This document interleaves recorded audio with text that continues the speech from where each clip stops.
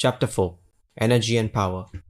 Everyone is amenable to the same psychological laws which govern the ordinary hypnotic subject. He is amenable to control by suggestion.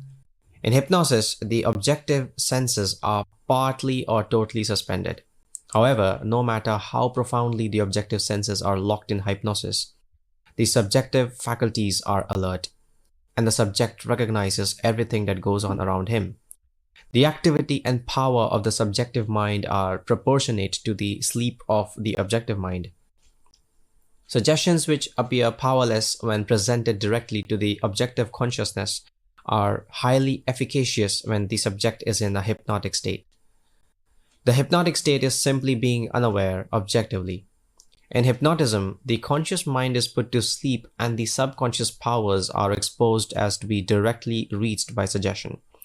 It is easy to see from this, providing you accept the truth of mental suggestions, that anyone not objectively aware of you is in a profound hypnotic state relative to you.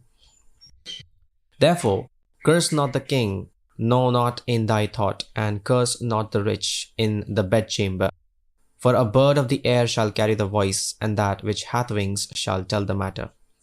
From Ecclesiastes chapter 10 verse 20. What you sincerely believe as true of another, you will awaken within him.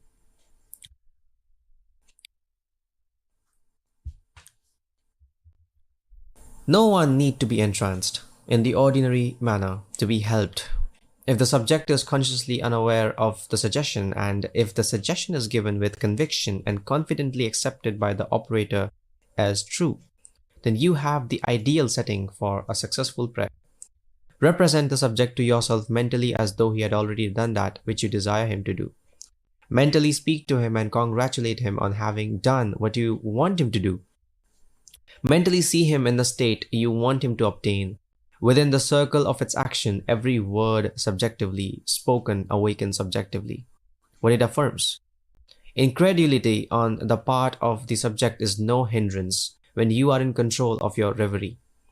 Bold assertion by you, while you are in a partly subjective state, awakens what you affirm.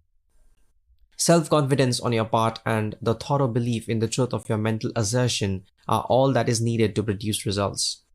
Visualize the subject and imagine that you hear his voice. This establishes contact with his subjective mind. Then imagine that he is telling you what you want to hear. If you want to send him words of health and wealth, then imagine that he is telling you, I have never felt better and I have never had more, and mentally tell him of your joy in witnessing his good fortune. And imagine that you see and hear his joy.